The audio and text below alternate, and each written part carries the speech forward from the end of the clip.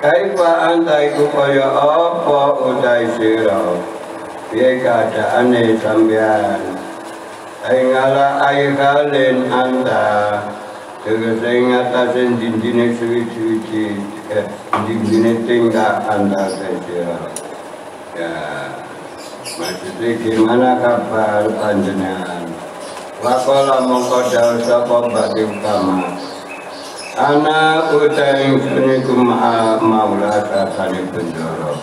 Saya itu ditemani Bendoro. Kai mutawali tegese zat kang ngapura li umurina maring pira-pira perkara kita ngamapakati tetep ing atase nyataki li awamirihi maring pira-pira perintahe apa kuwi Maula kabarku saya aku dekatan dengan bos cocok apa yang menjadi perintahnya wa ma'anna silan indan satane nafsu ngalamu kola pade iku ing atase nulayani cocok dengan aku apa perintahnya di dalam hati memang tidak sesuai dimurad hati maring pira karepe nafsu wa ma'al bilan dalam satane makhluk iku ala nasikati ing atase mituturi bagus nasihat waya ute nasihat iku adunga ilama maring karepe dalem asalaku utai bagus wana yulan nyeka amma sangking barang berikut tetain dalma apa satu terusak wama dunya lancartani dunya ay mata iya tegese bondo dunya iku arah darurati tetap ingatasi darurat air ajati tegese sak utuwe ala jimati kang tetep ala tilam matfa'a kang orang benula itu maujud lakas wekajat wal maqalatu hadiyatu wa idruna utai kondikan kang kaping selikur iku itaro milih sapa batu ukama isetengah aku kamak milih alfa kalimat dan empat kira-kira kalimat ay alfa ujimalin tegese papat pira-pira jumlah min alfa kutubin sangking papat pira-pira kitab batu kamak milih kalimat daripada ngumpulake 4 kitab sama wiyatin kang bangsa langit minat Taurat disangking kitab Taurat di dalam kitab Taurat ada 4 kalimat satu man utai sapane waro diaiku rido sapaman bimakan bara atau kawit paring beriman sapa Allah kudawa minariki sangge rezeki istaroka mongko kepenak sapa man ai soro tegese dadi apa ta'abuhu payahe wong iku jaiban ilang wong nek ridho apa sing diparingi Allah atine kepenak payahe ilang sampe ilang widinya akhirat nek ora trimo awake rekoso wa mina Injil ajeki esake kitab Injil manutai sapane wong agama ngrubuhake sapa man asawate ing pira-pira sawat perkara kang den senengi aiman tegese wong karo kakang ninggal sapa man mustaqol dinafi ing pira-pira perkara kang den pengin nafsu dadi nafsune iki jadi selalu dituruti ninggal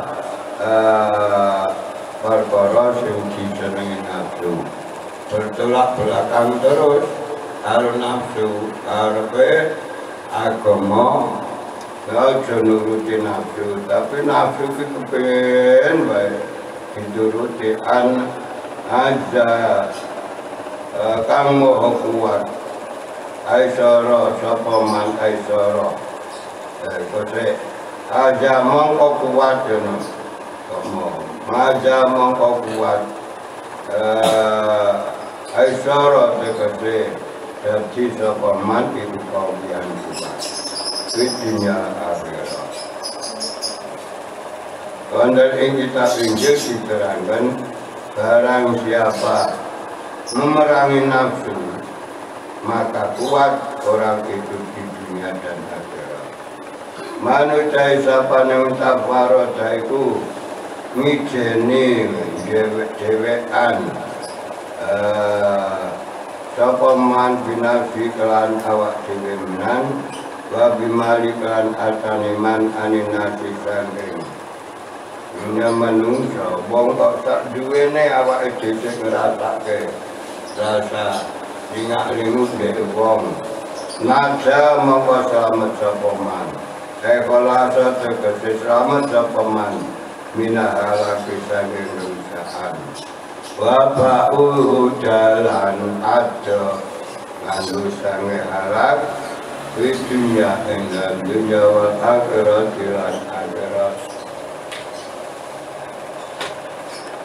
Wa minal furqani lan sangking ya furqan ngendikane man utai sapane wong iku kabeh do ngreksa sapa man alisana ing lisane. Barang siapa yang menjaga lisannya mimma saking barang la faidata kang ora ana faedah itu maksud yo kolisane saking perkara dhewe faedah wihe ing dalem wa mimma lan saking barang layu tadu kang ora den wilang-wilang apa bima nek ngono iso kolisane ora iso faedah faedah salimah maka selamat sapa man kalau so tegese selamat sapa wong mina apa disangge pira-pira kanca boyo di dunia ing dunia wa akhirat lan akhirat.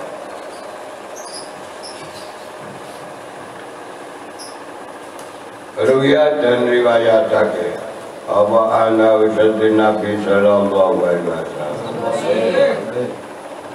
ora akabul amali uteluwe jen jemene pira-pira ngamal yang paling jemene ilawahi ta'ala marek Allah iku kebdul lisane ngreksa lisan rawa cerita ing hadis sapa bayaki Imam Bayaki alwaru galan den ceritaken apa ana sallallahu alaihi wasallam orang ketika sapa Nabi al-abiyatu utai selamat iku ngasratu adyain 10 pira-pira juz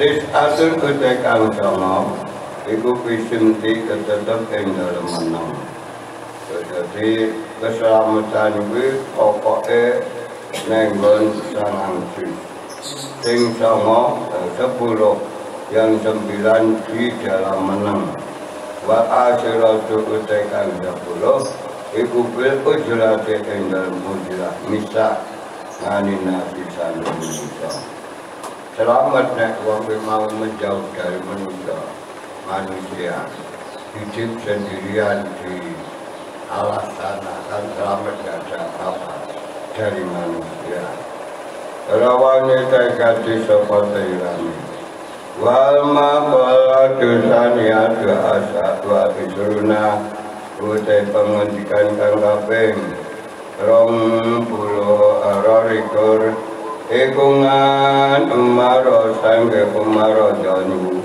wallahi jami Allah maktul itu ora den coba sapanjun hibaliatin kelan coba ila wakana angin kali ono iku nilai kasih Allah malaya ing atas ingsun biya ing dan coba Aitil kabaliati tegese mengkono-mengkono coba apa arbaune amin papat pira-pira nikmat awalu te kawitane papat nikmat iku dalam takun krana ora ana apa coba aitil kabaliati tegese mengkono-mengkono coba wijine ing dalam agama Islam wa inna imtikana monggo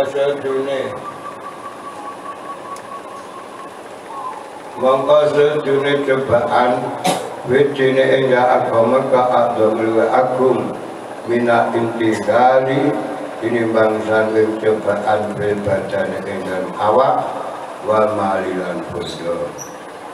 Coba yang paling besar itu cobaan di masa agama daripada cobaan nenggon awak lan bodoh. Watane utawi nama loro iki dalam takun tegalane ora ana apa cobaan. Ora iya. Dalam takun krana ora ana apa cobaan. Al-baliyatu tegese coba. Iwa adzamalu aku minat ketimbang saking baliyat. Aitil kabalia ditegese mengkono-mengkono cobaan alat ya sebab nih kamu kenani apa balia tension wadali satu utai karena materi dalam takun karena orang ono apa cobaan kumu orang marido dan aling-aling rido mamnu arido tegese dan cegah rido biar kelawan cobaan ai bidil kalbariati tegese mengkono-mengkono coba warabihu utaikan kaping papat ini sedo-edo tiba alju ngarep-ngarep insun asawaba ing ganjaran ngali yang atase cobaan aidil kalbariati tegese mengkono-mengkono cobaan.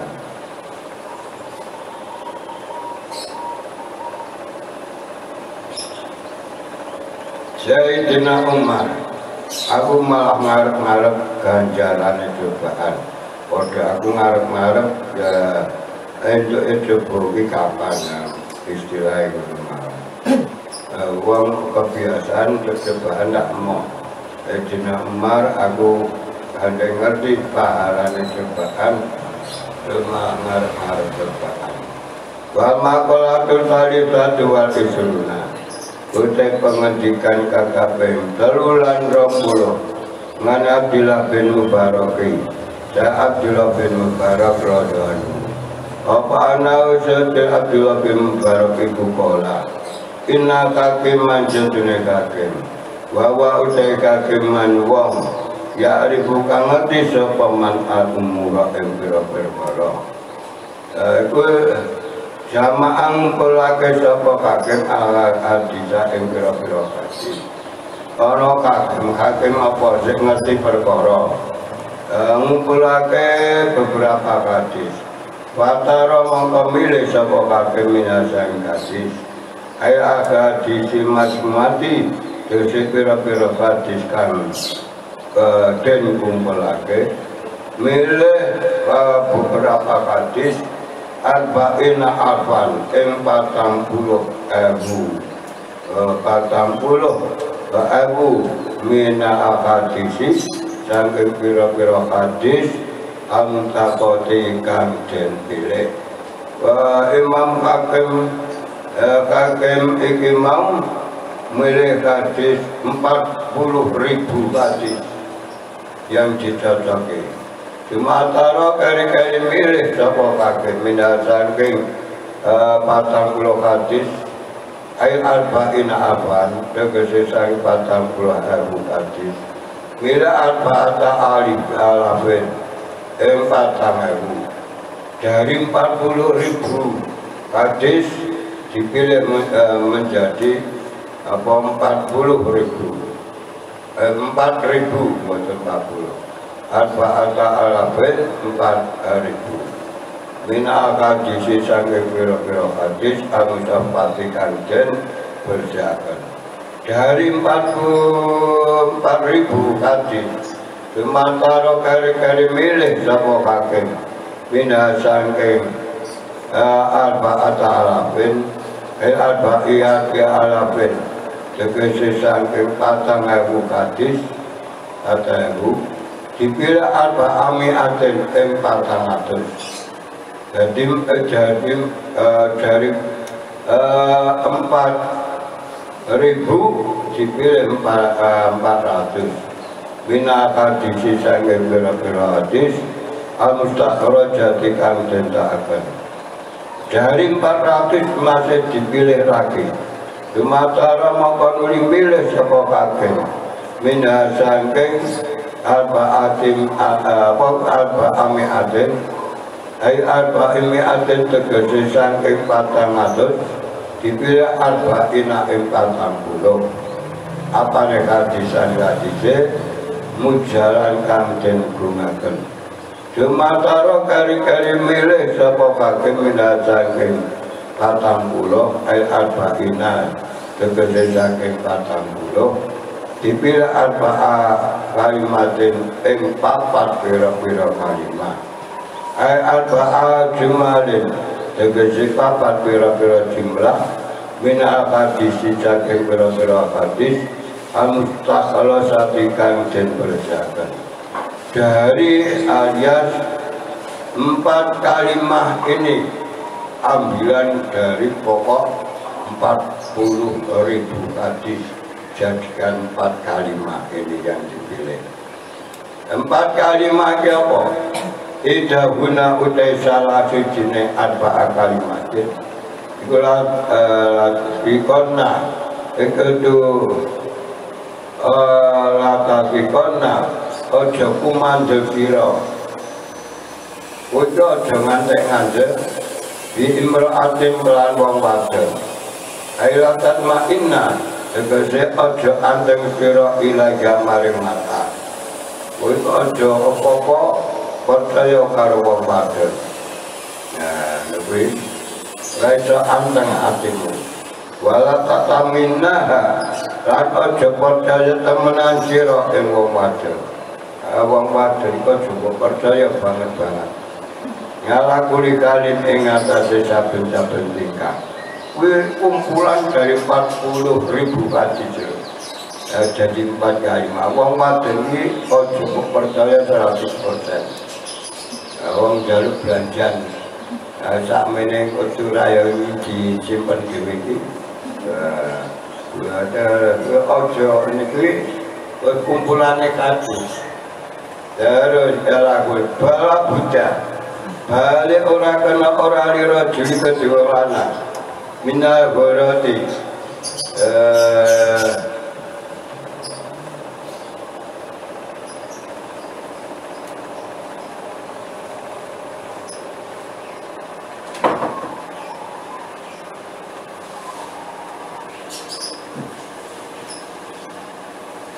minahirati sangking yento rapet hai karo hadis sirkati wairi tegese sangking oleh ngancani wong liya bikakihi enggal mukae rasul jadi kuwi wong wadon kuwi pancen zaman ibu kawa digawe kuwi dari gawa kase wong lanang wong wadon iki barate ana kayu sing bintang karepe njaluk dilempeng ini nek leng anak dilempeng alon-alon kapan bisa dadi lurus nek dapat cukup lak iki wong wadon ngono kuwi wah arepe kaya bener-bener dhewe kae wong wadon wadon kono nek ya ora kuwi nek karepe ngono diluruske ibarat kayu ini nek leng luruske ora cepet setelah tambah bengkong ini nek cepet juga coba nek coba ibaratnya untuk keluarga gue jaluk mulai karena gue gandana dan mulai selalu aku disabar masyarakat jemalu banget kalau mau masuk tapi kasih mulai zaman rokok teratenan kan zaman Megawati nyawang presiden wong padha kok dadi imam kayak dukun keraton awake Indonesia. Nomor loro watane atu tekan kaping loro iku tarona aja kebujuk temen sira jantar tiku kamu bimali kelan bondo ela tadunanna tegese aja nyono temen sira alamna ing selamat minar halaki saking kerusakan bisa babil mali sebab bondo bisa ndadekake kerusakan jarung di bondo saiki biasa saja malah keluarga imah tenang ape anak bojo damai setelah menimpa bandane aneh-aneh malah kekosak keluargane banyak sekali musik lanang sing wadon terus mesra roya sendiri mergo ana bandane jadi bondo wis marake sebab kerusakan ya bisa walam tapat mongko ora bisa merga sira almula pira-pira perkara agama wala takun lan aja ana sira kemajuan yen bujuk dikasrati marikaan akeh dosa jangan tertipu dengan banyaknya harta jangan lakuli kalin ing atase saben tingkah apapun jangan sampai kebujuk dengan banyaknya harta umpamanya sampeyan iki duit muakeh tumpahamu apik duitmu selalu ada mungkin kamu nggak mau kok modal ini kalau modal terkadang lagi duit coba duitmu kok pol-polan ayo modal buat ada acara aku sebabnya di duit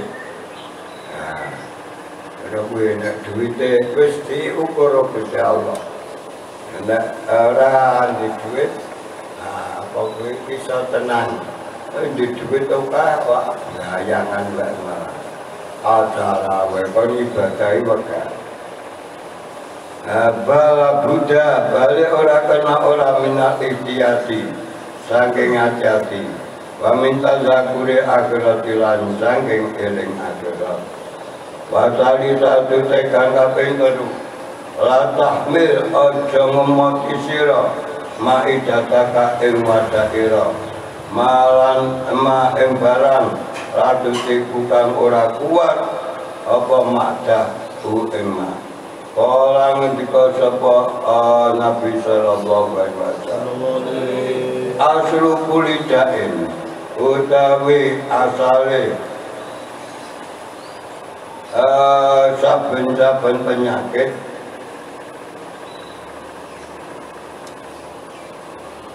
aslu kulidain utawi saben-saben asale utawi asale saben-saben penyakit iku albarodatu apa tumpukane panganan jadi panganan dimasuk ke neng waduk neng watem dimarake sumber penyakit apa-apa masuk alhamdulillah rawanya tekadi dapat darah kuningan anak wa benusu di sini wa abu nu'am ngani ali wa beni sa'idin wa nijawtri ay asru kulidain tegasi utai pokoknya saben-saben penyakit iku muta'alikun kok iku kulidain muta'alikun kang apa ya gandengan hubungan ilmu dadi kelan wadah pangan atau madu iku asem madu tumpange panganan jadi pangan ditumpuk-tumpuk nang weteng ya waya utawi panganan ya waya utawi mahon iku idkhal to ami mlebokake panganan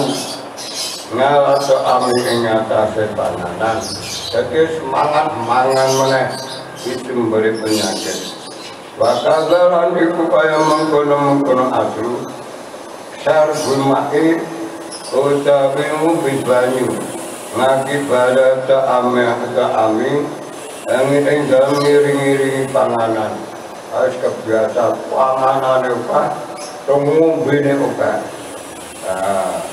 aku benar ta'amani utawi ing antarane panganan loro kobrahat mi awali sadurunge ajure panganan kang awal panganan mau urung digiling nang jerone boten wis disoki meneh harus sumber penyakit mau urung ajur di naik meneh kuwi sumber penyakit warabi atu utai kang kaping 4 iku lata semua ora bisa kumpul mina ilmi iku lata semua ora ngumpul lagi mina ilmi sakemu raya pauka barang kang ora manfaate apa mak ing sira dadi barang sing ora manfaate mbok campur karo ngamune kose ora dawuh matur sapa rajulun wong lanang li abirera maring abirera radhiyallahu anhu ini sedaya kuri dengar pakai ingsun anta alama yen to ngaji sapa ingsun ilmu ilmu wa aqapulan awatir ingsun an udayi aku yen to niatnya ake ingsun hu ilmu wa qala mongko dawuh sapa abirera apa cukup ditarki kelawan sebab ninggal kira li ilmi maringanmu itu apane itu akan oleh niatnya akan maksudnya wakalan jamu sapa Imam Syafi'i rajani ni min makai di setan ya sangking iku dayane setan iku tarku amali ninggalke amal jadi supaya ilmu di alam manfaat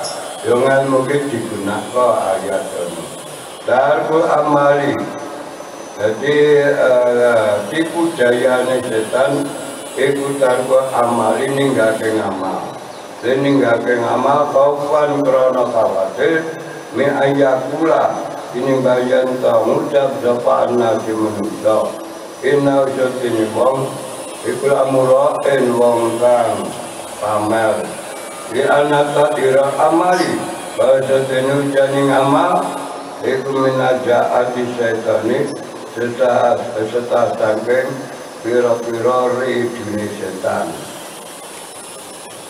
dilkuriati kelan sekabiane muta'azirat iku angel dia bertolak belakang maksudnya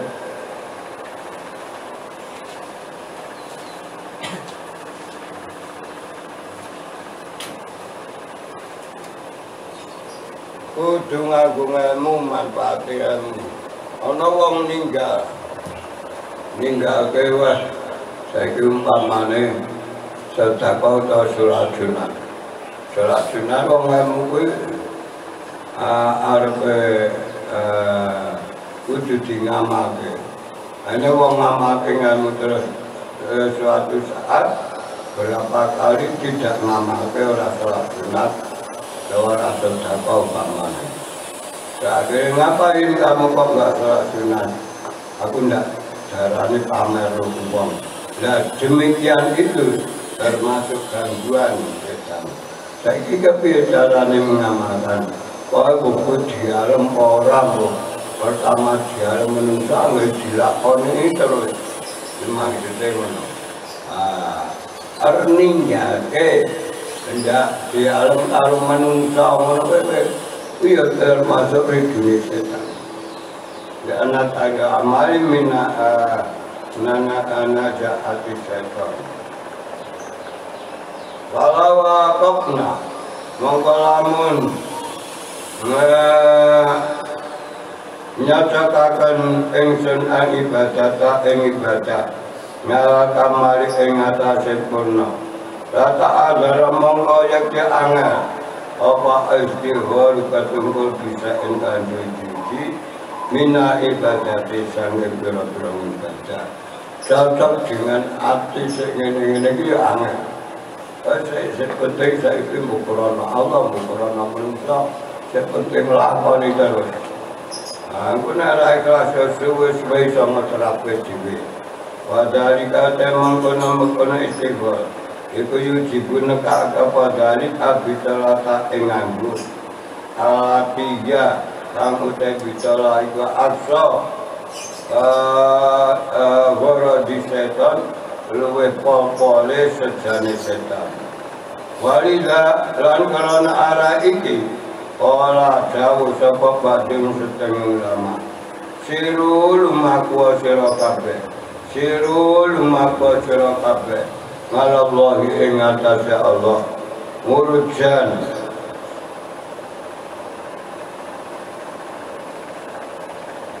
urjan kali podo pincang-pincang wa makasiron lan podo pecah-pecah wa kolalan maksudnya wa makasiron lan pecah-pecah awake kowe pokok melaku senajan pincang senajan pecah awake wa kolalan jauh sopa Imam Syafi'i radhiyallahu man utai sapane wong Guta ala mengaji sapa wong Al-Qur'an ing Qur'an.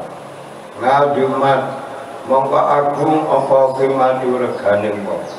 Wong kok iso ngaji Al-Qur'an regane mudah.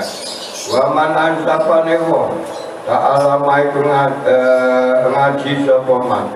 Apikha oke. Kabula mongko apa kuwi kok bulan mongko agung apa dulu pangkate wong. Nah kuwi nek sapa wong sing ngaji Quran regane mudah. Sapa sing ngaji kowe pangkate luhur.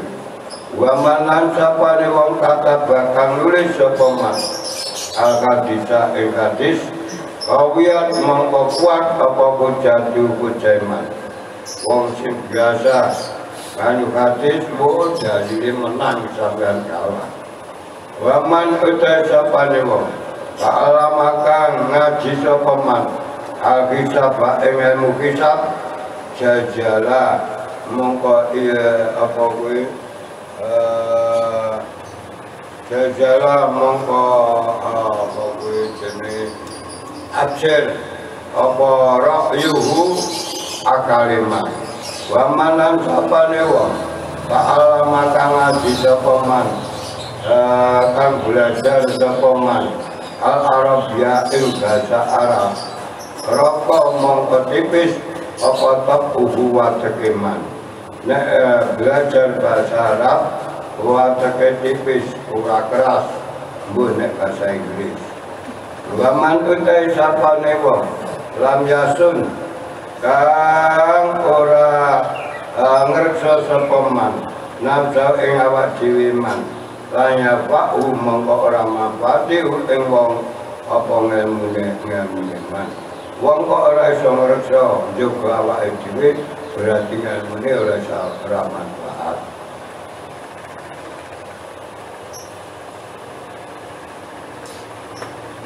Wa maqalatu wa isruna rabi'atu wa isruna utai pengendikan kaping 24 Ngan Muhammad ibn Ahmad rahimahullah bikali azza wa jalla wa sayyidan wa kasuran aylajar wa gubu jaga seorang demen sapa jaga ngan Muhammad bin Ahmad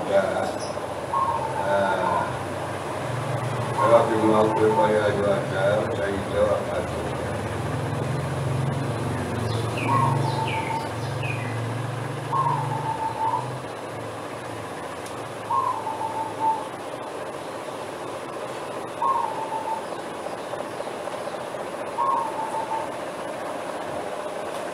ngandikane Muhammad bin Ahmad layar gobu ora demen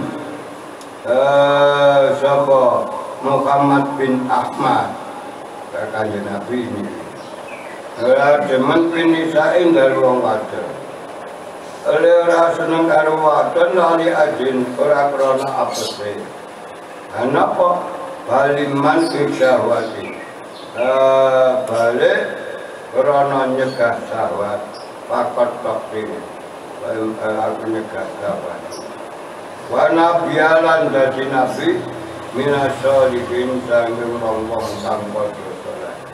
Kala dawuh sapa Syekh Muhammad. Hai Syekh Muhammad. Zakara nyebut sapa Allah Gusti Allah Sayyidana ing bendera ingsun Yahya alaihi salam. Sayyidan Khalid dadi bendera. Oh nek ana mau ya sing kira pura. Hai layar kok kudu ora seneng sapa Yahya niku ora Muhammad itu. Wala Sayyid Muhammad zakar Allah Sayyidina Yahya. Ada Sayyidan Khalid dadi bendera. Bahwa kalian Yahya itu abduhu kaulane Allah Ta'ala. Ya anak ukra Sayyidina Yahya alaihi salam iku kana ana sapa Yahya iku goliban ngalahaken Yahya ngalahan bahasa ing atase papat pira-pira siji-siji ngalah hawa ing atase hawa nafsu kalahke isih menang Yahya daripada hawa nafsu iki wa ala iblis lan ing atase iblis wa ala lisane lan ing atase lisan wa ala wajh lan ing atase murid. Jadi ora tau ngobrol, ora tau muring, ora tau manut iblis, ora tau manut hawa nafsune. Ya iki. Wa maqalatul khamisatu wa isruna. Utai pandikan kang kaping 5 lan 20. Ngan arin dini cerita kisah ngadi radhawani. Wa karamallahu wajah. Layak jalu ora leren-leren apa dino agama.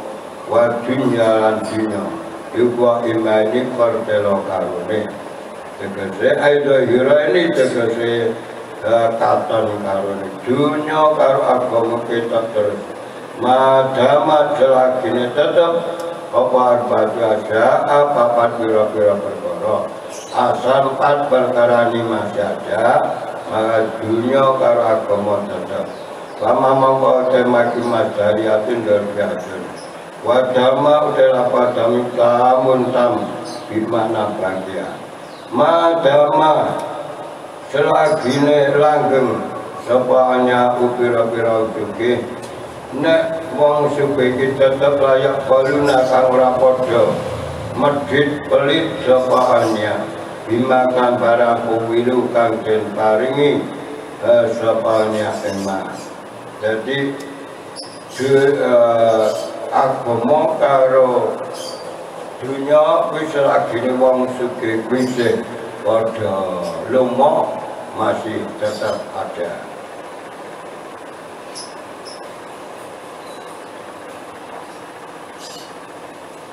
Bil bina ikan jema bina akil majuli elayan ngauna tegese ora padha nyegah sapa winia min ita isa ini sangking aweh wong kang dijaluk mimma sangking bara atau kang paring hum ing anyak sapa wa ta'ala walayam nauna lan ora padha nyegah sapanya awajibah ing barang awajib ngalai ngatasane asal isih ana wong sing gelem zakat bagi sing wajib ya apa agama masih ada dunia itu masih ada. Terus syarat yang kedua wama damalan gini langgeng sapa ulama nek ulama isih ana ya maluna kang padha amal sapa ulama bimakan bara amilu kang padha amal sapa ulama emas mina amri bayane sangge perintah wana ilane maksiat. Jadi asal ulama isi gelem amar ma'ruf nahi munkar. Nek ora ana ya wis ngalamat agama kan hilang. Wama damalan selagine langgeng isih ana sapa jula wong-wong bodho iku layak takbirna ra padha sombong sapa jala. Asal wong yang ketiga, asal wong bodho tidak sombong. Lama sare saged barang lam ya alam kang ora padha ngerti sapa jala iman. Ayo riduna tegese ora padha mengo sapa jala. Walayan tane unala ora padha nyegah sapa jala. Minta alumima sangke belajar barang lam ya alam kang ora padha ngerti sapa jala iman. Sing bodho sing padha gelem ngaji. Ya. Kuwi isi agama siapa wama dama. Lan selagine langgeng sepal pukara uang fakir. Iku layak bikuna ora padha adil sapa pukara. Akhirat tahum ing akhirat pukara bin dunyakum. Bin dunyahum kelawan dunyane pukara. Asa wong fakir sing nahan keimanane ora dijual. Menghilangkan imane jami harta. Ayo madamu selagine langgeng sapa pukara iku layak terukuna ora padha ninggal sapa pukara ajina ing agama bi ahli dunya kelawan ngarep dunya ora menjual agama kelakana dunia. Wa maqalatu satu utai pengendikan kang kaping 6 wa isruna lan 20 yani Nabi sampai ke Nabi sallallahu alaihi wasallam ana usatune Nabi iqala dawuh sapa Nabi inna wa ta'ala satune Allah ta'ala iku ya taju hajat sapa Allah ki butuh duwe arba'ati awusin kelawan papan pira-pira awak-awakan padha wong menerima pekerjaan. Bisa satu kantor utama. Kantor ini membutuhkan 4. Sudah berapa? Allah yang membutuhkan 4 macam orang ini. Asosin tegesi pira-pira wong ngalaan bane ajnasin ing atase papat pira-pira jenis minan nasi saja manusia. Allah membutuhkan 4 daripada jenis golongan dari manusia. Wayata jumongko gawe hajat sapa Allah Ta'ala al-azimu kang agung. Gawe hajat dengan agnya ingat asih pira-pira sugih bi Sulaiman bin Dawud lan Nabi Sulaiman bin Dawud ngalisalam. Kaya kaya kula kaya terdawuh sapa Allah lahum maring anbiya agniya lima taraktum krana apa ninggake sira kabeh ibadah ing ibadah wa ing qalu mongko lamun padha jawab sapa anya nanu utai kita mas huluna padha ketumpul kabeh ya amwali lan pira-pira bondo wa bil mamlakati lan kelawan kerajaan. Kula niki sebabé lek kula ninggake ibadah ketungkul lek kula ngitungi dhuwit lan pangkat kala dawuh sapa wala gumarikane. Wa ayu mamlakatin mongko uta endine kerajaan iku baru luwih gedhe min mamlakati Sulaiman. Ini bangsa kerajaan Nabi Sulaiman. Kecindi kerajaan Sulaiman karo kerajaanmu. Wa ayu malin utan dindine bodoh. Aksar keluar akan malis ketimbang kaya badan Sulaiman. Bandamu pengantai ketungkul ninggalkan ibadah. Okan di badamu karo Sulaiman. Padahal bahwa utai Sulaiman kulam yatruk Peranika sapa Sulaiman al-ibadah ini ibadah bulat wong sugih ning tetep ling ibadah wah apa ya di Nabi Sulaiman lho nek hujan wis sugih sapa kuwi Nabi Sulaiman wis suke yo ibadah tekan wa ya tajulan hajat sapa Allah taala ngala abdi ngatasi budak Yusuf kelan Nabi Yusuf kaya kula kaya itu dawuh sapa Allah maring abid lima karena apa ta'ala meninggal sira kabeh kenapa kamu meninggalkan al-ibadah ing ibadah wa in qalu mongko lamun matur sapa abid nanu mazhulu nabi hikmati sadatina utai kita ketungkul sibuk lan ngeladeni bendera kita kula ngeladeni kali bos kula ini gak ingin ibadah kalau ada usaha Allah beritahu lahum maring abid ngabdi utai kawa Yusuf Yusuf pun Nabi Yusuf tata ajiri Misra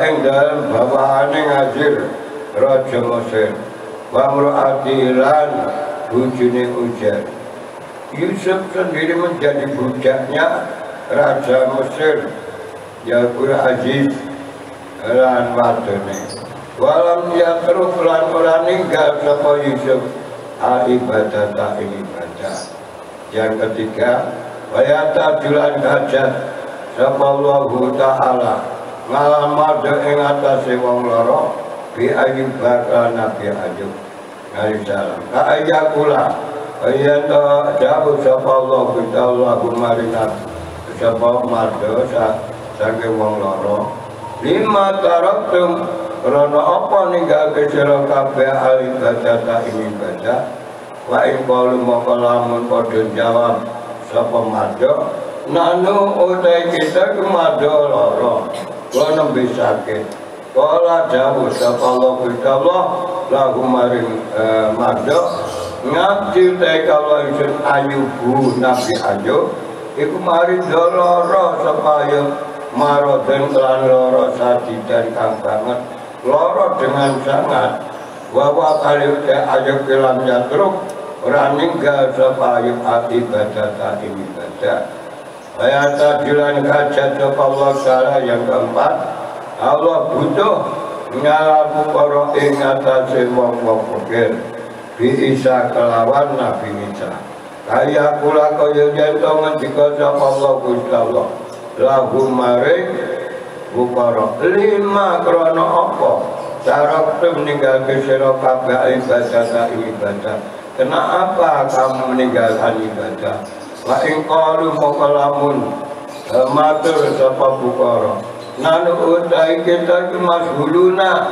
ketungkul kabeh dimasa kotim fakri lawan retasane fakir kula sibuk ngrasakake fakir kula kala dawuh sapa Allah bisallahu maring bukara ngabdi Isa utai kala ingsun Isa Nabi Isa iku akbaru luwih fakir iku akbaru man luwih fakir wong wil agenda bumi padahal bahwa kali utai wong bahwa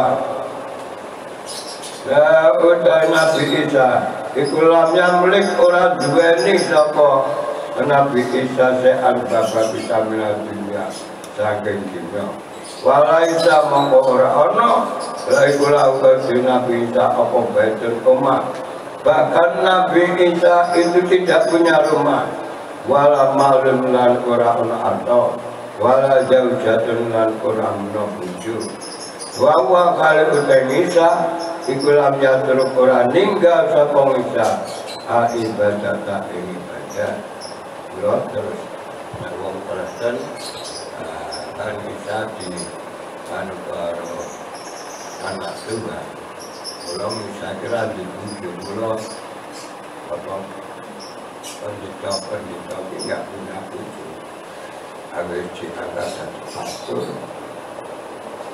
nggak punya istri ini kok kuat ya apun jajan dulu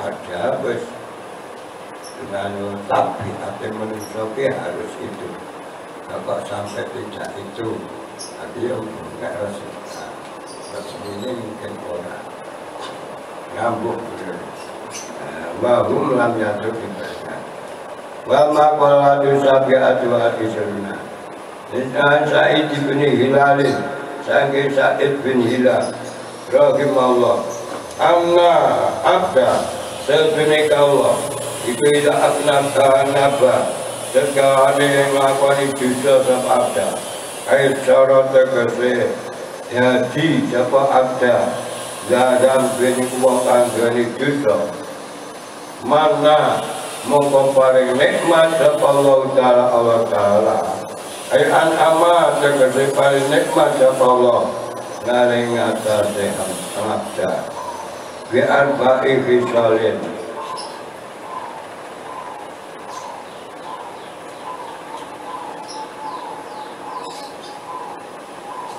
kelawan papat biro-biro perkara nek wong ki mau nglakoni dosa malah paringi nikmat dengan empat macam.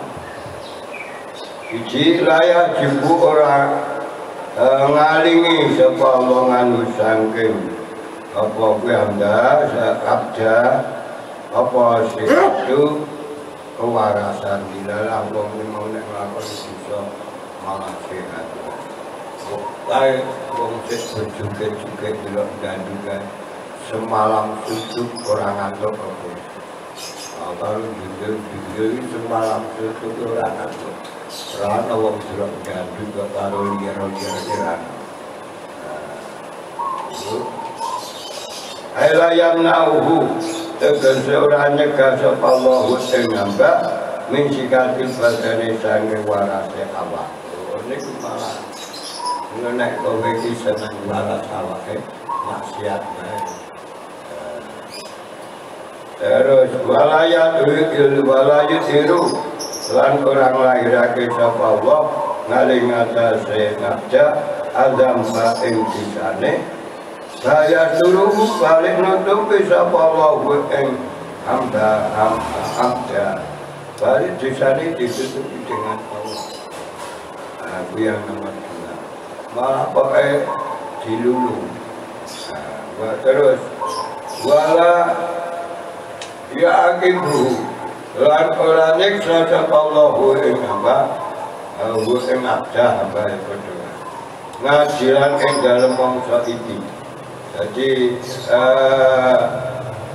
Allah ora berlaku wa maksiatun siksa ora.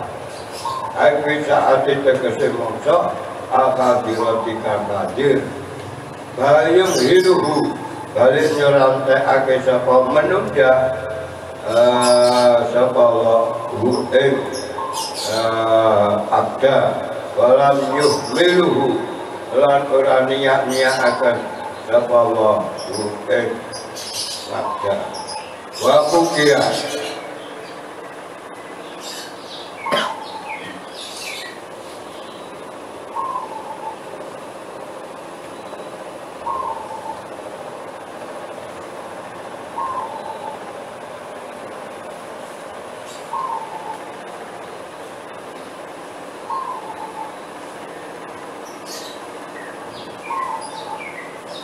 lagu kialan dan ceritakan apa anak Adam alaihissalam sedunia Nabi Adam alaihissalam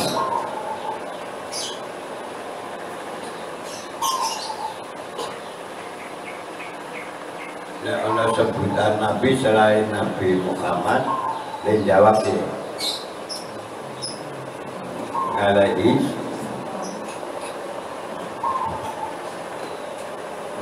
salam. Ini dimaksud Nabi. Pampane berarti maksud Nabi ya dengan salam.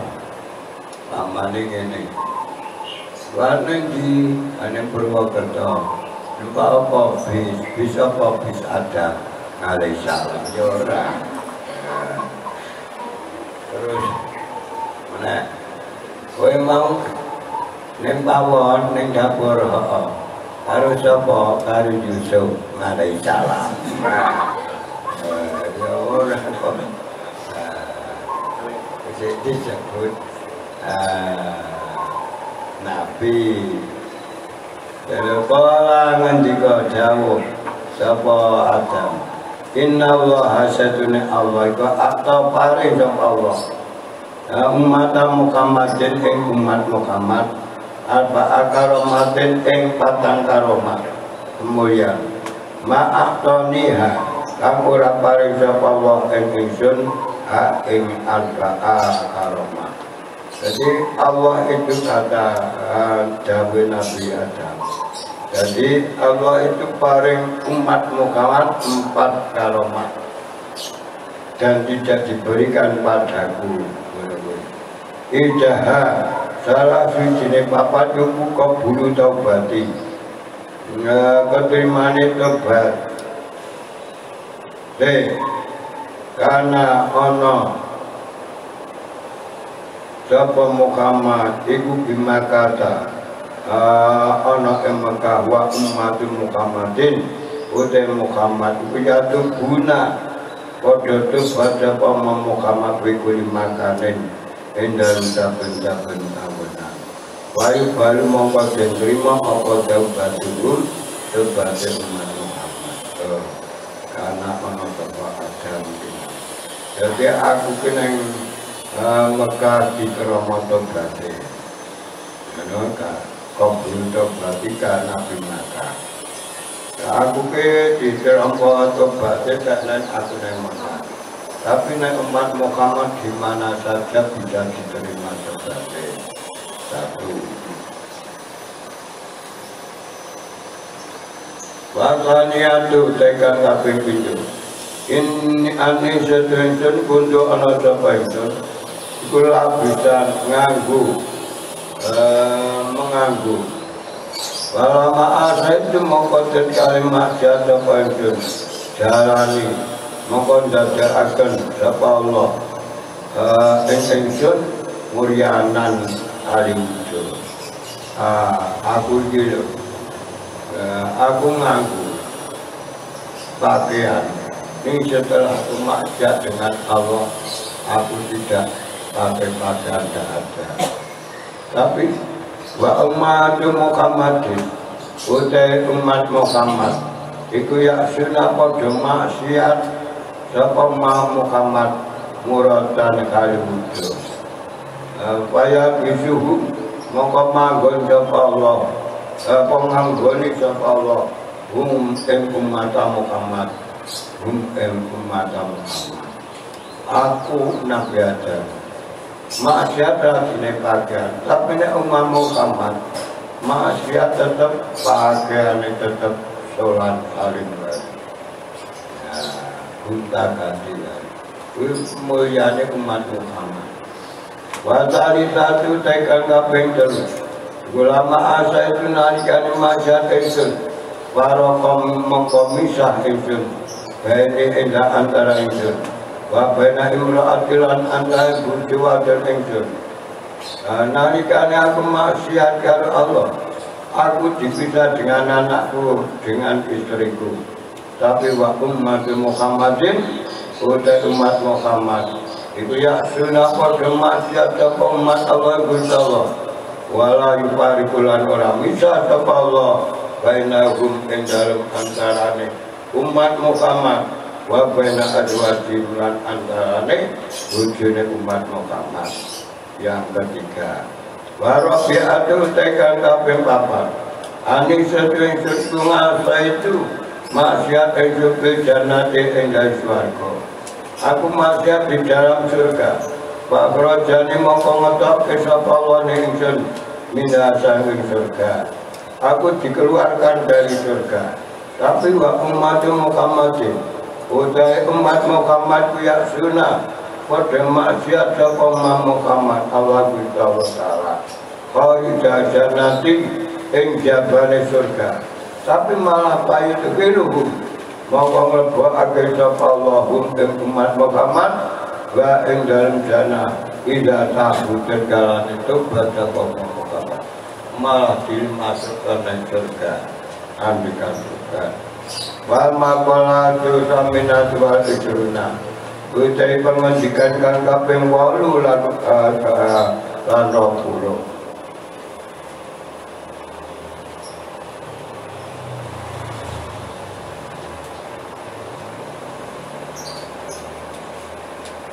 atas muka merasa di itu murasa. Baru minta mulai naruh ke atas.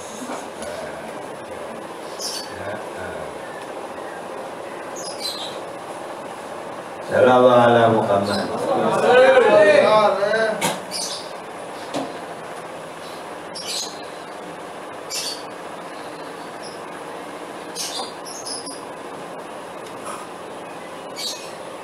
Ngane ati asam rahimahullah karena usatune kate. Iku ora dhewe sapa ate. Man utai sapa niku sorofa.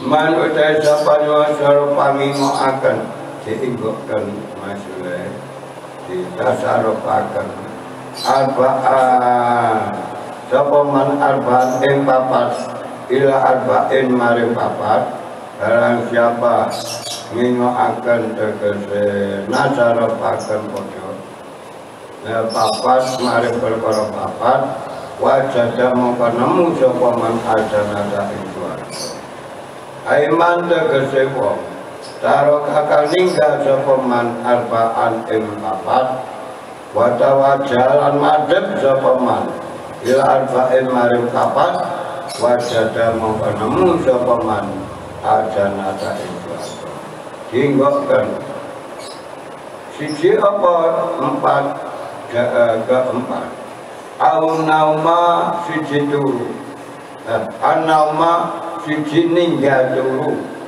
ila kubri madhep maring kubur ila kubri madhep maring kubur madhep pengira turu sebagai maca Quran ngaji taat akal nemu swarga ana masih jenengga turu ila kubri madhep marang kubur maksudnya ya antara kekayaan ninggal sapa man rokatan nami ing kepenake turu nek dituruti terus ngaji ngene iki kok gak aduh sama tet nek dituruti kok gak kalpenya turu sapa wae sampean saya meneh kula niki nek dituruti ming turu wae coba takono sik bumi kae turu wae kae Duri dewe dah boh, jauh. Jalanan cina buri dewe ay, serakit tak. Ini ya apa pot turu apa?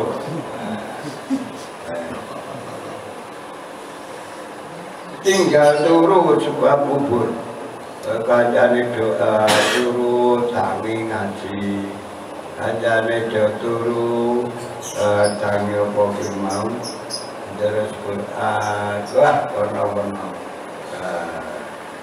ngilangi kepenake turu wata-wata madhep ila rokati marang kepenake wong bil kubur dalam kubur sebabnya untuk persiapan kubur sesuk penake kubur saiki turune di sudo maksudnya biar ambil kalian untuk melakukan sopaman solikan ing amalkan bagus dia adilihi krono arai kubur jadi kepenake kesenengane hilangi dhisik untuk kubur terus loro bapak kro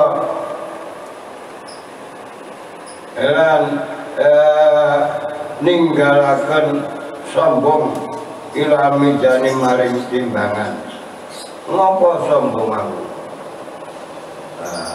ninggal ke sombong ila mijani ngopo aku sombong besok kan gak tahu timbang aku lebih kecil yang aku sombong apa bahkan lebih besar yang aku sombongi kita kan gak tahu ya antara kakalian to ninggal sombongan atau tawula ing umuk-umukan umuk nganti umuk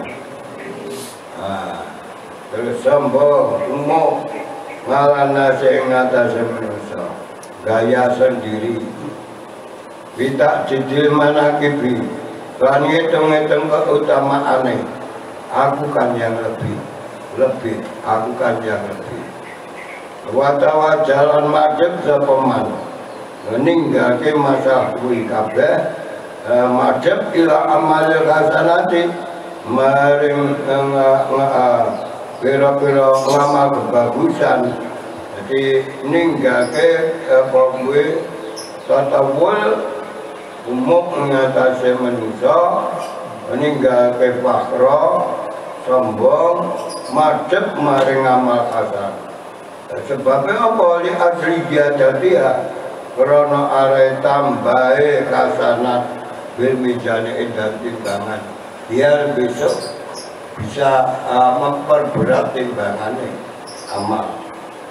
Warokatalan ninggalkan keenaan. Jadi wong aja menuruti enak bae. Karepe wong ora mengar enak-enak terus. Mangan enak, ngombe seger, turu angker, ngisi dolan, wis karepe manungsa. Siapa saja. Nek lara sithik ana sabate wis 1000 kali. Terus warokata lan ninggalke enak. Untuk apa ila jeroti maring jejalan wat jejalan ya antara kakayen to ninggal sapa man rokatal badane ing enake awak watawa jalan madhep sapa man ila amalin maring amal yusriku kang rikatake nyepetake paman amal amurura ing liwat ngala sirat ing atase wong. Wadhalika temangkono tawajah iku isra ijtina bil masih lawan cepete ngedoi pira-pira maksiat. Jadi wasyawata lan ninggal ing syahwat. Syahwat iki kesenengane nafsu. Jadi ninggal ke syahwat. Contoh ini ya angel ninggal ke syahwat ya. Kesenengan mar seneng wae kon ninggal ke. Contoh wong wadon hari raya duit pamane 500.000 untuk beli baju apa untuk apa sedekah pamane. Tinggal ke le tuku baju syahwat kepinginan. Terus di sedekah hari raya. Ya, ninggalke syahwat ila jannati maring swarga. Ya, kira-kira ngono kuwi kuat apa lho? Derek, anu bae. Derek sebelum kamu jawab, derek wis tak jawab dhisik.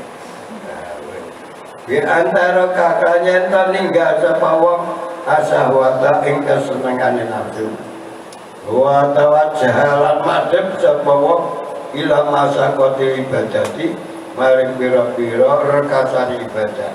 Rekoso ninggalke ra iso ora tuku klambi terus wah rekoso kuwi. Terus fa inna jannata monggo sedune swarga iku kupaten kepung ing hubungi bil makari pira-pira perkara kanthi suniti kama kaya keterangan bil hati jendal hati.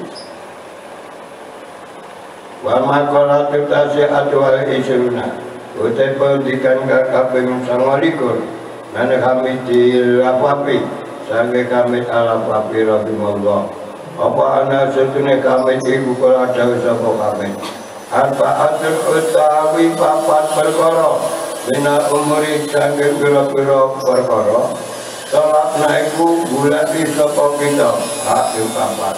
Pasal perkara ini kita semua mencari wi arba'in ing dalam papat minal masyari kita ngepira-pira aban di mana saja kita cari pati di makhluk tadi dilalah kesana kemari empat kita cari pak ada di jalan berbagai macam cara pak adakna mongko kleru salah sapa kita dulu koha ing jalane ada dilalah salah salahnya Empat kita cari, tapi jalannya salah. Aikil kal umurah tegese mengkono perkara al-arba'ata kal papat.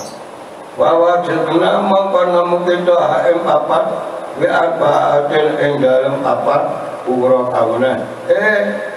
Malah ketemu di jalan lain yang empat. Saya cari lawan dulu. Empat macam perkara ini kita cari. Kesana kemarin empat jalan salah terus.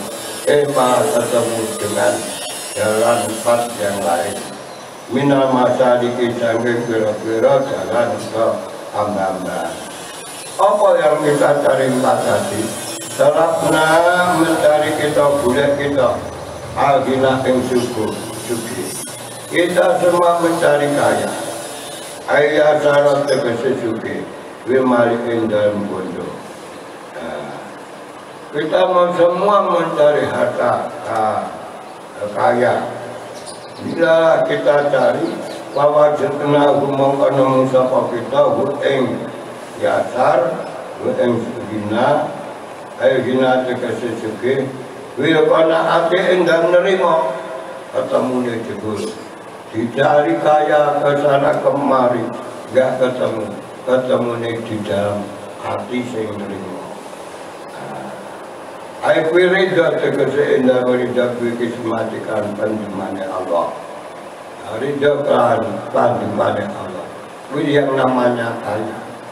Kaya hati wah lebih senang. Tapi wape sukune pabi lan ing dalem tenange api. Asine orang berangsang rapar-parwa minta adan makrifati yang dalam nalika ne orang anak ini bira-bira kang senengi. Jadi perkara orang disenengi kaya orang disuwit ning ati tenang. Apa tenang ora kemurungsung rasa ruang. Terus satu itu watalatna lan gula iki karo kata ing kepena. Jawalan masyarakat tegese ilange pajak. Ilange rekoto. Kira kita sedang mesti gula kepena. Tapi sarwati ing dalem akeh bondo.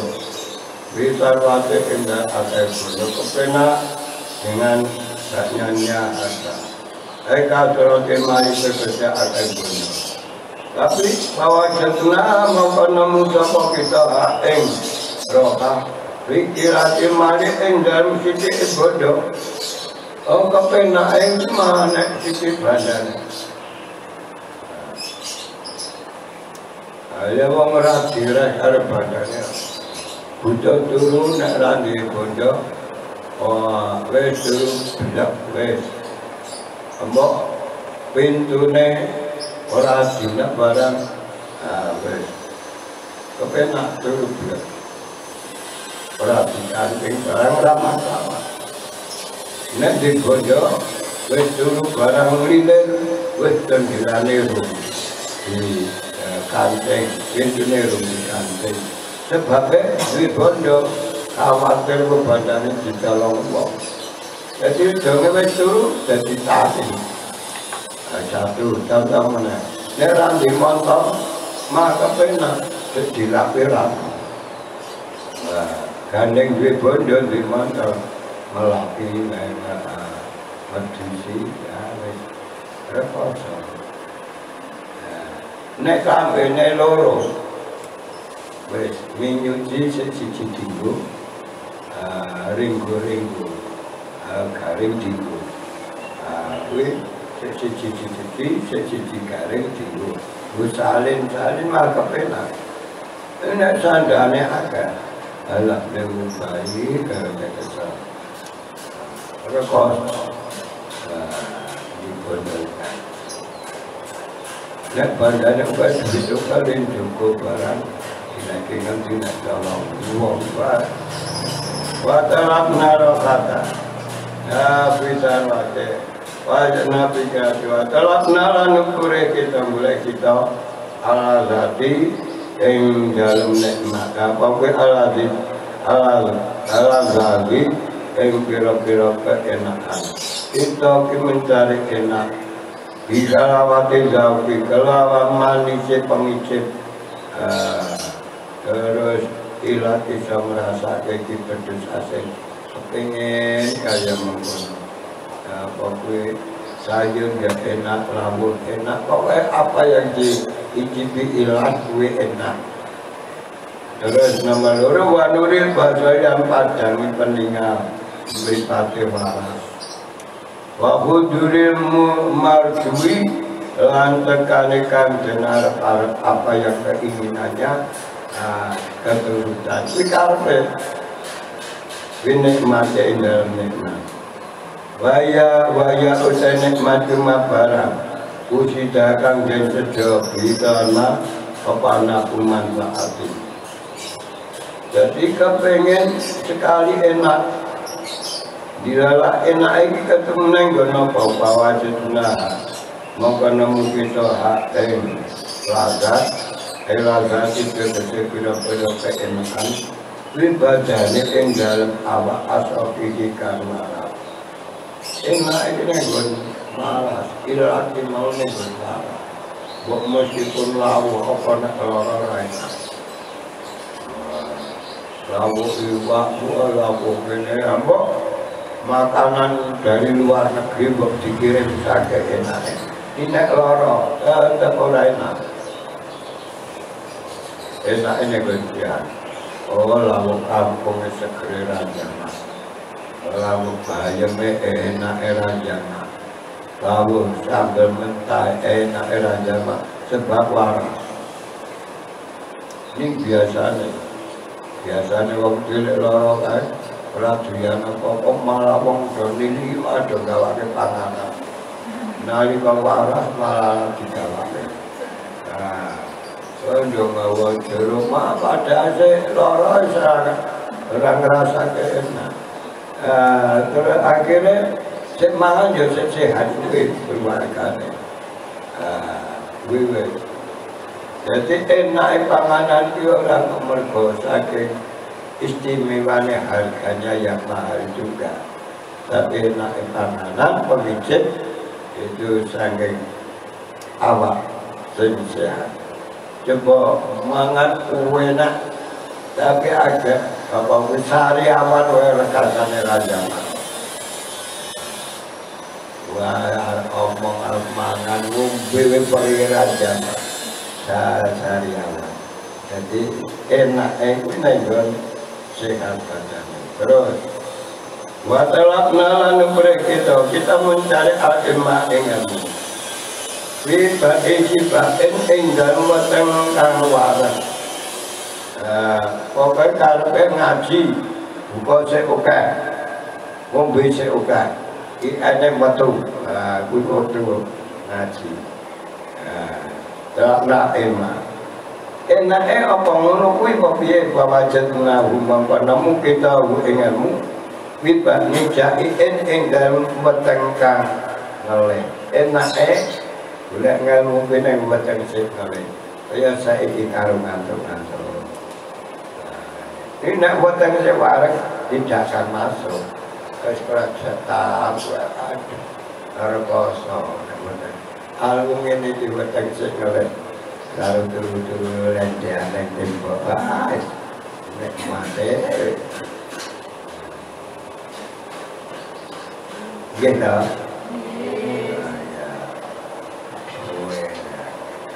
lendean juga kira-kira jadi standar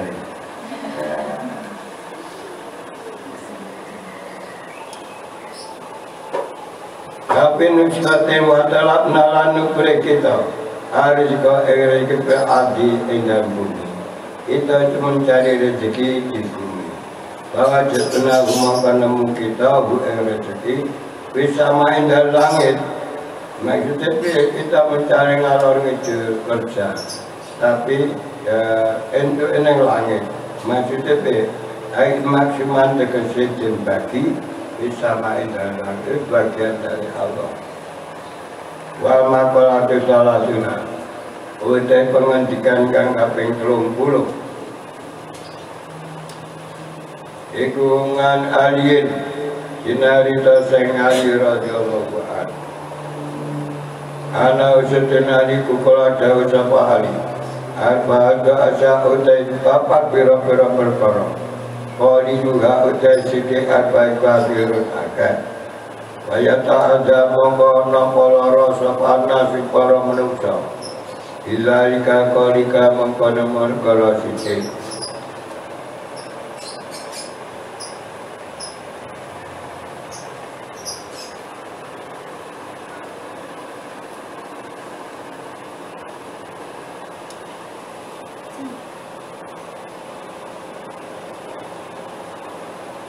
al-waja'u sijine loro alamu tegesi loro wafakulan kaping dunia fakir fakdima tegesi kesepen perkara yuta sukan dan butuh akan apa ilaihima wanarulan kaping terune geni wa adawatulan kaping papate musuh kosul atrori tegesi nedo gawe melarat amtamakin kang apa ngangaken fil qalbi ing dalem ati.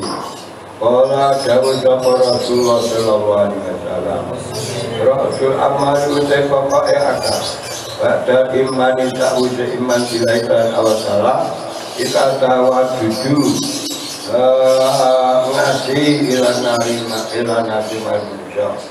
Maka nyetika sapa Sayyidina Sulaiman alaihissalam ibnihi maring putra Nabi Sulaiman ala tatakir aja ngake-ake sira ayakuna yantana laka tetepeti sira apa aku sadikin sewu sanak raket wa aku mongko utai sewu iku kalilin sidik wa tatakir lan aja milang-milang sidik sira antakuna yantana iku laka ketusira apa adul mungsa wakidun kang siji aja rumangsa kowe dikandha sewu mungsa sithik aja mbok anggap sithik meskipun mungsa iki mau siji jangan dianggap sedikit pamane ngene kowe dadi umpamane aku wae minggu contoh aja nganggep wong santri iki kabeh mesti seneng karo aku kabeh. Tanggepen salah siji mesti ana sing ra seneng karo aku. Kowe sing bahaya sing salah siji daripada sing liyane. Pamane santri ana 10 kowe. Sing 9 iki manut kabeh sing siji ora. Aja dianggep Allah wong siji kok sing ora manut. Jangan digitukan. Malah lebih bahaya yang satu itu daripada 9 maksudnya. Nah, jadi terkadang ini yang ngono. Saat ini kita kabel, ini terkadang ya orang sih jengkel aku neng hati nih bang. Terkadang air, terkadang kue, terkadang air, terkadang jalanan, terkadang orang jengkel hati nih. Jangan dianggap senang aku, mesti orang sih macam. Gemak keluar. Betul, salah mata kalau wes-wes boleh-boleh. Aku bercontoh jadi minggu nama itu umpama. Jadi sesuai masyarakat maksudnya rumah hampir no. Kau ini jangan dianggap wong mau manut kowe kabeh, kowe berangkat terus sambung jangan sampai. Ya, anggap yang satu itu lebih besar. Lebih berbahaya. Gue maksud gue krono lagi masalah ini. Nah, tatakil ayakuna laka adur wafidu. Wafidu kafir pada segi itu lebih banyak. Maksudnya pada wong rumah tangga itu mesti ono tonggo, ono masyarakat ini macam-macam. Ada wis ngaji ini sesuai merasa punya benar apa yang dikatakan dalam kitab itu. Nah, jadi meskipun satu itu jangan disepelak ya. Mana maksudnya? Al-Maqalatul Hadiyatul Wasalatuna An Hatim Al-Asam kurang hitung menit setengah dolar kan dari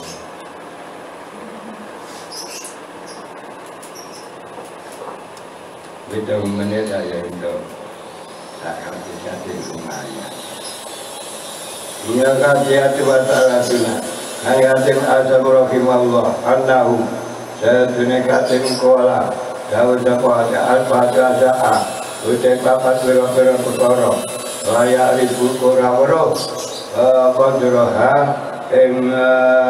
tingkai papat ila al-fatihah mencoba papat macam ini bisa dikawaro dengan 4 macam juga mina ajna disangin biro-biro jenis wa inna saya mengkonstitusi jiji ibu nama yurabu ang berkini jenis ini apa saya biji kelawan lawanan itu 4 macam bisa diketahui dengan lawannya layak ada babu siji sifat 6 memang muda layak ribu ora ngerti apa qadrahu ing sing sabab ila suyuku angin sapa wong tuwa sifat 6 memang yang bisa dimengerti sing lebih tua. Oh, banten baru bapak sampean ibu sampean ngerasa ke nom terkadang menyadari wah serapopo memang ya ada kendalinya ada apa gue rime wong tua saya ngerasa ke oh ya nom ya semua nom gue. Jadi orang terpeka banget ya jangan sebagai wong tua. Saya hari pernah mengalami nom. Aku tak takut. Sampai ini 6 tua katakan. 6. Kalau ini 6 di. Kalau kemarin 6 sekarang apa tua sekarang. Tadi aku tak takut kamu itu muda 6 tua ya baru 6 dengan kemarin muda yang mana berarti saya ini wajan belum paham ya kalau jawab kalau memang harus jawab izin tak takut mereka ini ngakoni jano dengan kemarin 6 mudi Corona saya jawab dengan kemarin ya muda kemarin berarti sekarang tua dulu wajar dengan Ramadan kemarin dengan Ramadan sekarang kan tua sekarang berarti ya tua kamu daripada kemarin. Aku sendiri yang muda daripada besok. Paham nggak? Kan tadi aku bisa muda kok daripada besok. Sampai aja masih muda daripada besok, tapi lebih tua daripada kemarin. Kan begitu. Yang mengetahui orang nom sifatnya nom. Ini yang tua.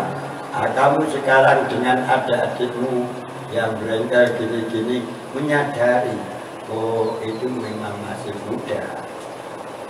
Contohnya adikmu yang masih bayi, nggak kamu muring-muring, ngompol di masjid, ngompol di kasur, ngapain wong kamu dulu ya kok. Harus menyadari, contoh demikian. Terus ayat ahlul harami tegese ahli pikun. Ahli pikun ini ahli wong tua kita. Apa gue wong tua pikun. Pikun itu tulisannya banyak kudu. Pikun banyak kudu. Terus bisa diketahui lagi wal afiatu tawalas sehat. Difa'ul makruhi tegese katulake perkara kang den sengiti layak ribu ora bisa dingerteni ora ngerti padha ing tingkae ing tingkatane apa kuwi ngafia ila al-balai kejaba al-bala wong apa kuwi kena bilang kena nikmat parasehat bisa iso ngerteni wong kena debu mula wong kok waras terus pernah entuk sakit tidak merasakan nikmat waras tapi nek kadang sakit alhamdulillah waktu sehat merasakan wong rata masa angin rata lara untung belum pernah mengalami penyakit fisik bapaknya orang merasakan orang anjen lara biji sakit tenanan ini setelah merasakan memang betul lara biji yang demikian sakitnya baru merasakan bisa Islam merasakan tahu malam kalau jauh sapa wajali adalah dijumlati walaya arifu badrogina ya ila al-fakri orang ngerti ing tingkai suge ila al-fakri kejaba al-fakri kau iki jarane suge bisa ngarani wong suge sebab kowe ngrasake wis tau dadi wong fakir terus wasikatu tewaras awake iku layak ribu orang ngerti badroha ing sehate apa tingkatane sehat ilama do angin wong loro jam umaridin dadi jamel apa mati ila alisa kami tegese angin sapa ali loro wa kayatu utai urip iku layak ribu orang ngerti kodra ing tingkai kaya ilama uta angin sapa wong mati sebaliknya wong urip ki ora ngerti tingkai wong mati mati ngerti tingkai wong urip kuwi sebalik wong mati mbambai sampean keluargane sampean kancane sampean yang meninggal tahu kita masih hidup tapi kita enggak tahu yang sudah mati olah jauh sapa Abu Sa'id Abu Nawas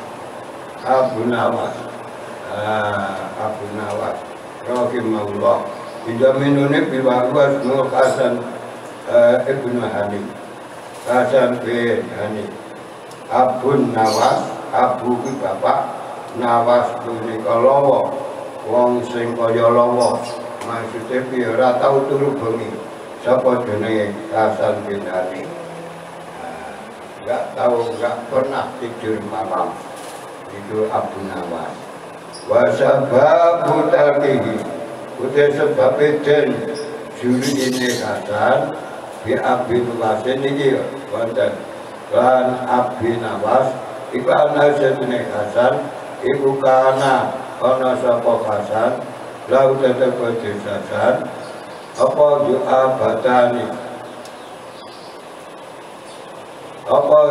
batani koncar loro koncar ki kaya apa kuwi bujuke ujung pamane ta bujuke serban nek koncar apa jenenge ya koncar pamane iki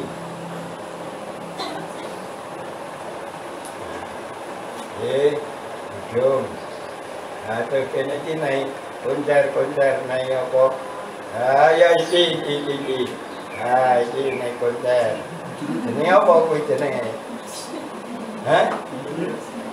yo biasane kuwi lho jenenge apa yo mbuh wong biasa kok jenenge perni kuwi dinaike kon kene wong anu ra ada ngono kuwi nganggo serban terus naik rumpun serban apa koncar si Abu Nawas mau Hasan jenenge nganggo koncar loro tanah wasani kang ubah-ubah apa karone tata karo kane tegese ubah-ubah karone ngala ati tinggi ing atase pundake Abu Nawas. Nah, kon cari bawa angge diko mlaku obatnya cerai. Nah, ngono kuwi poncer jenenge. Kan diko mimbari tamwidi sange bakatame. Wallahu a'lam.